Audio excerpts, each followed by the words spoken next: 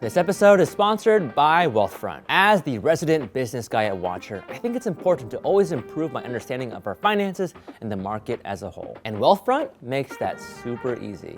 Wealthfront is an automated investment service that helps you invest based upon your risk tolerance and values. Wealthfront is constantly upping their investment options, and they've even expanded to over 200 ETFs. These new options expand across multiple sectors like global technology, real estate, and healthcare, which keeps your portfolio as customizable as possible. Wealthfront automatically handles trading and rebalancing your portfolio, so it basically does all of the work for you. Not only that, but Wealthfront's tax loss harvesting can help reduce the taxes that you owe. If you've been wondering whether or not to start investing, this is your sign that it's worth a shot. Click on the link in the description below or go to www.wealthfront.com/watcher to have your first $5,000 managed for free and take your first steps towards a more comfortable future. Thank you so much to Wealthfront for sponsoring this video. Now back to the show. Season finale, worth a shot, right here, right now. Hi, I'm Ricky Wang, and I am a professional bartender and mixologist here in LA. My friends at Watcher have challenged me to make a drink that's never been made before based on one special ingredient. Let's find out what today's food is and who's given me the challenge.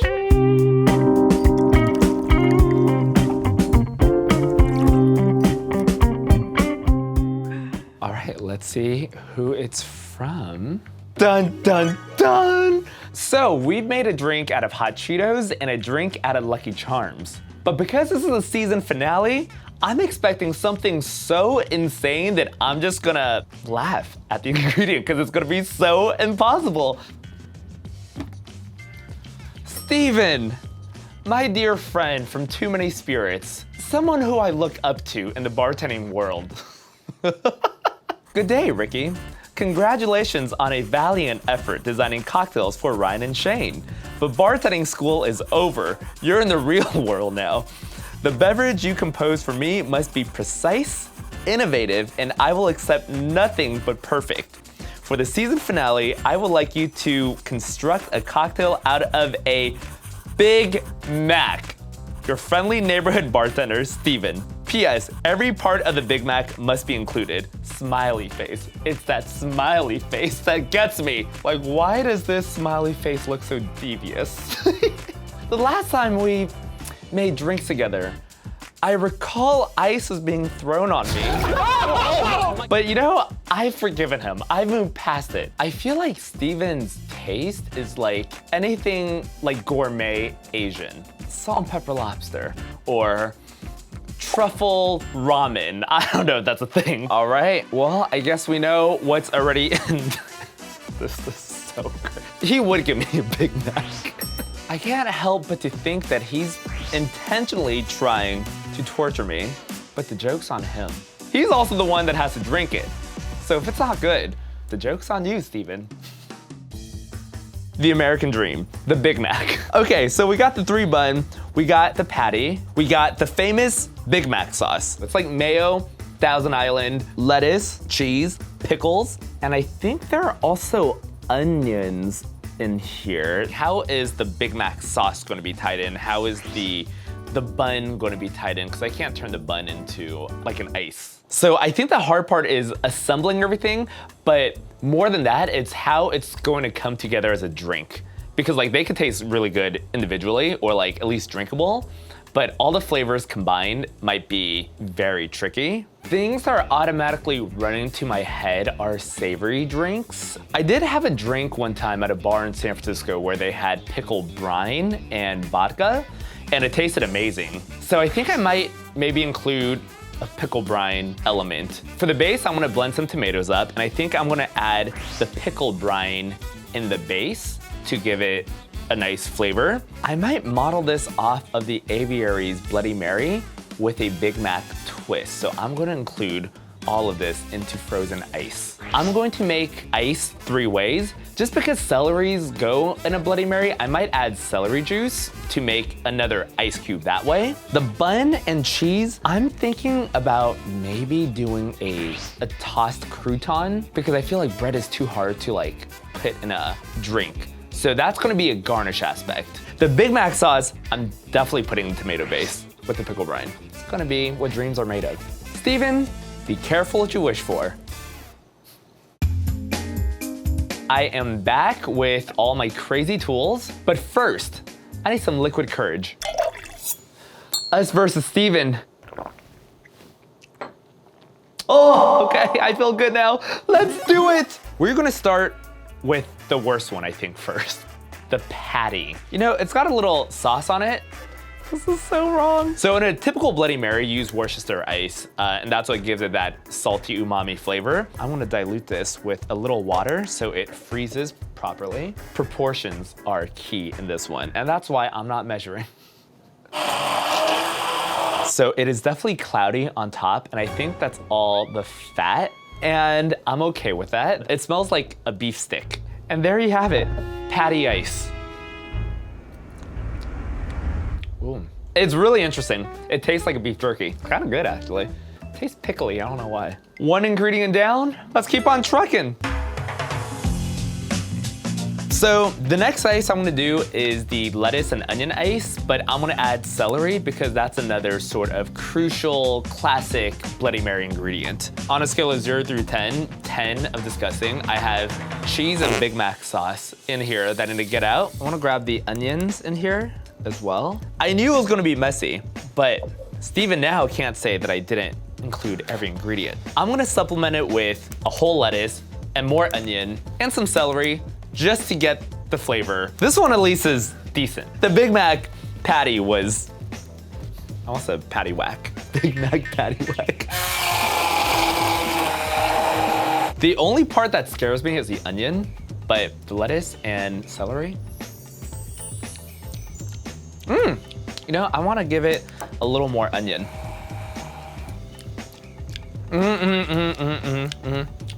So now I'm gonna strain this out so it's not super chunky. Science, guys. That looks really nice. So you get your handy dandy syringe, which we all have. We're gonna get these into these little sphere molds. Boom. There we have it. So the last ice we're making, you may recognize from our Hot Cheetos episode. We are making Fresno Chili Ice again. Woo! Maybe I'll add a little more hot peppers just to burn Steven just a little bit. We're going to add some water. We're gonna make our last ice. All right, here we go.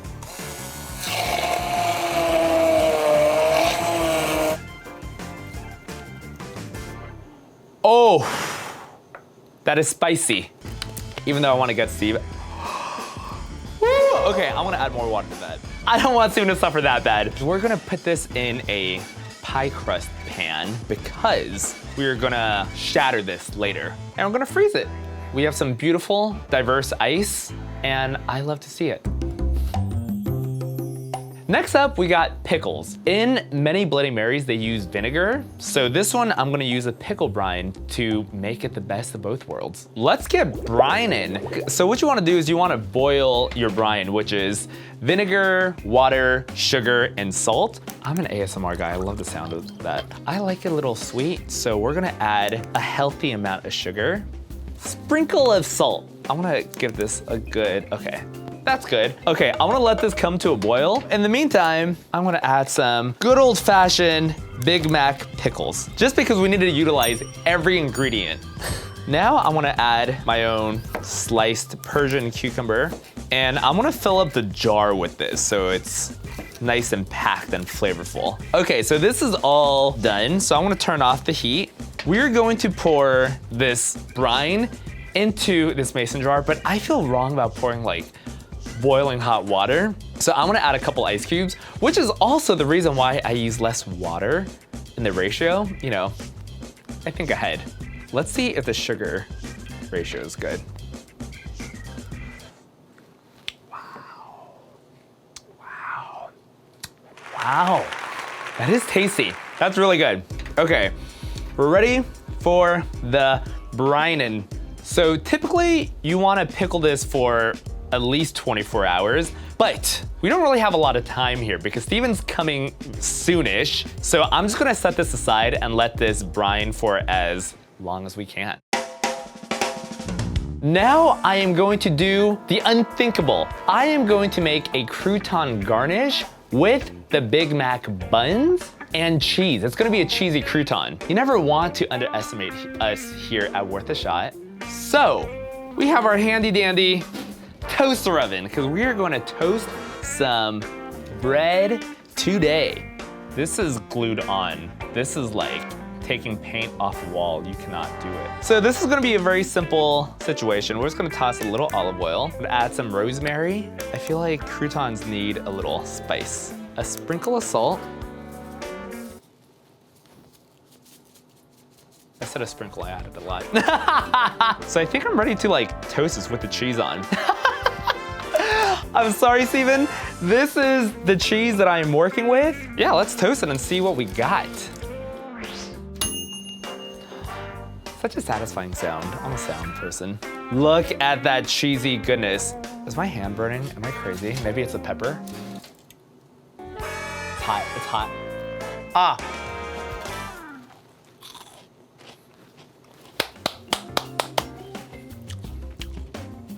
Okay, this was such a relief because I didn't know how the bread was gonna toast. I didn't know if the cheese would come out, but the cheese came out amazingly. And after that bite, that is low-key the MVP of the drink. Julia Child, move aside. Home stretch, guys. We are finally making the tomato base. So right now, I'm basically gonna slice and roast these heirloom tomatoes. Then I'm gonna be blending everything together with the vodka, finally. So I think you want chunkier pieces for this one because otherwise it gets really melty. These are ready to be roasted. So we're gonna set this aside for about 15-20 minutes until it starts to cook. Look at all that juicy goodness. I wanna let it cool off before I blend so it doesn't cook out the alcohol. One random fun fact is I used to work at a restaurant, a burger joint. They only served roasted tomatoes because it brought out the umami flavor. So this is done in a similar way. The Bloody Mary mix is not going to be generic mix or even blended tomatoes. This is roasted tomatoes, so it's gonna be amazing, I think. Steven, you try to stump me, but we got you. This is the home stretch. We are now going to finally make the base. It's so soft. This is the exact consistency that we want. I'm gonna hold off on the other tomatoes. I think this is good for now. We're gonna add some horseradish. This is a pretty crucial aspect in Bloody Marys. It's what gives it a spice beyond peppers. Just a sprinkle of salt.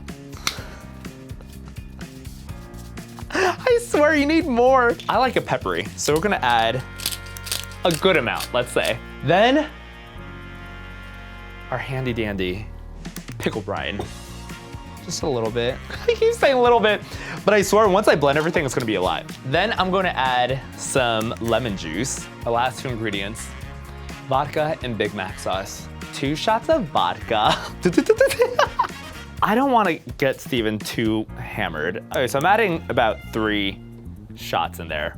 And the grand finale, some Big Mac sauce. Okay, and there's some lettuce, but that's just what it's gonna be. I wanna find another good one. I'm on the hunt. We're gonna make sure you taste that Big Mac sauce, Steven. This looks terrifying. Up to this point, everything has tasted decent, pretty amazing. But it's okay, we can always adjust if we need. But let's give this a whirl. I have to like disassociate that this came from a Big Mac and I have to think about this is a Bloody Mary. Oh wow. It tastes very tomatoey. It almost tastes a little sour from the pickle brine. So I'm gonna cut the acidity with a little more sugar. And then I wanna add a little more tomato to give it more color. Oh wow.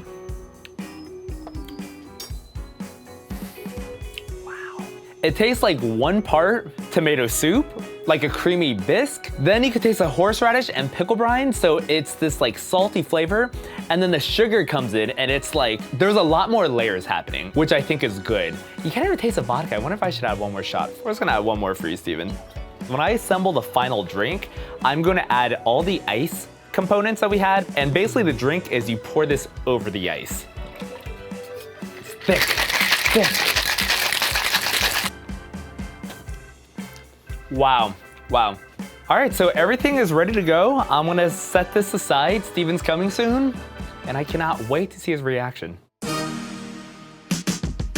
This is one of many moments of truths.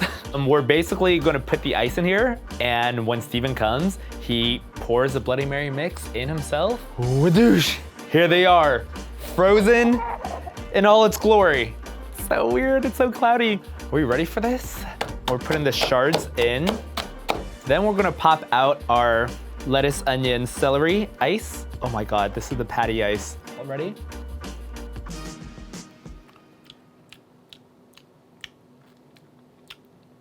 It's kind of nice. It's in a really sick way.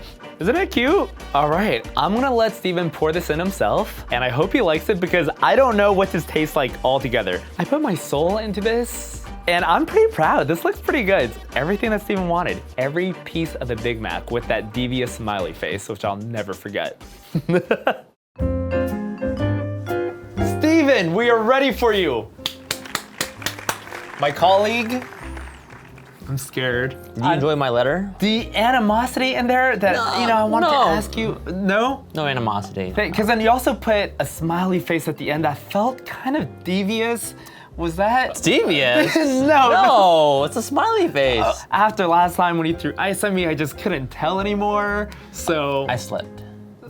Okay, I mean, I accept that. Not gonna lie, Ricky, it's beautiful. Really? Oh my gosh. Thank you for It did hurt me to say that.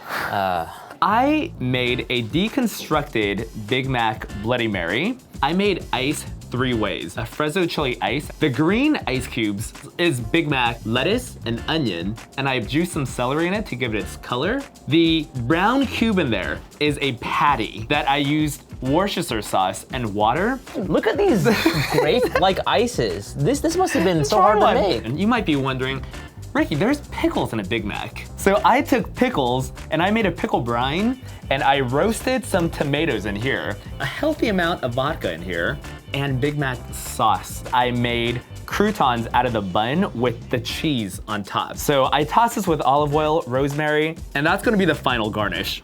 Because I know you're a bartender, I want you to do the honors of pouring this tomato base into this glass, and I'll garnish the rest for you. All right, here we go. Oh my gosh. Wow. Wow.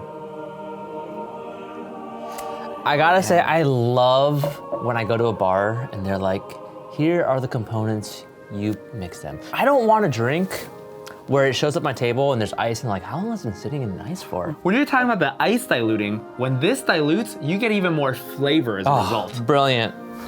Thank you. Are you ready for the final touch? This is the moment of truth. This is a crouton that is so tasty. No way. And you can have this in whichever order you like first. Remember, Bloody Mary does a savory drink. Right. We know about drinks, right, Ricky? You and me. Exactly. We're familiar with the entire menu of drinks. The yeah. White House. You're familiar with that one, right? The White House. Can you just name 5 real drinks just to see if you know? You know, just there's the North Pole. Okay. I may not be a professional bartender. I'll admit that finally on this. But I am a professional taster. So. I am scared.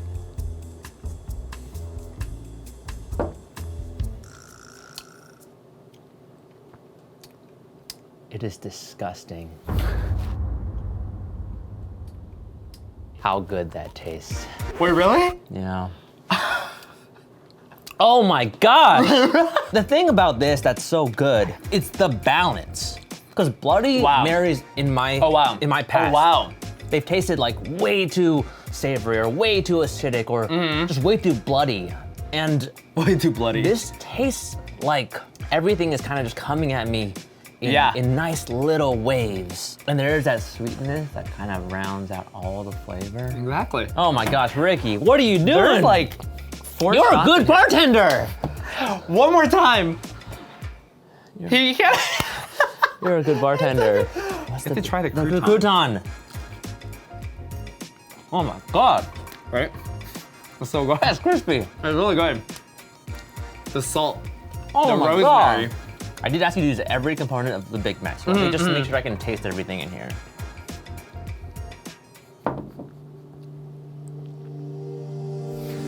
Yep, everything. That's crazy. Even Okay. the Thousand Island sauce, which I think Yes. is the most important part of the Big Mac. Yes. It's the tastiest part. It's what makes it the Big Mac. It's present. There's a freaking patty in there.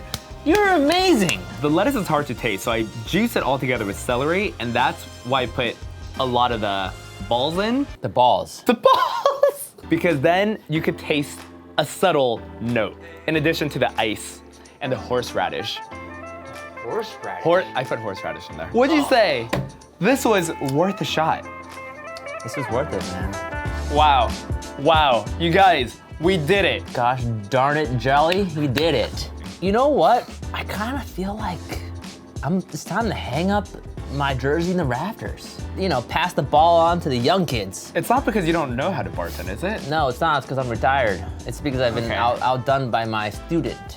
And I learned from the best. Is it that good or you're exaggerating for camera? In all honesty, I've given you a hard time in the past. Ricky is actually insanely good. I would never lie to you, and this is one of the best drinks I've probably ever had. I could never imagine a Big Mac as a drink, and you've done it.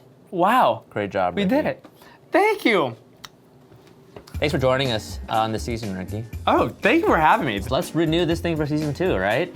Oh my gosh. Hit that like, comment, subscribe button. Follow Ricky on his Instagram and tell him to make more drinks for us. I would be honored. You are my student, after all. I did give you a challenge, and then you completed the challenge I gave true. you. You know. I guess by definition, I am your student because you Right. assigned this to I me. mean, you're my apprentice. And I learned from the best. Okay, let's wrap it up.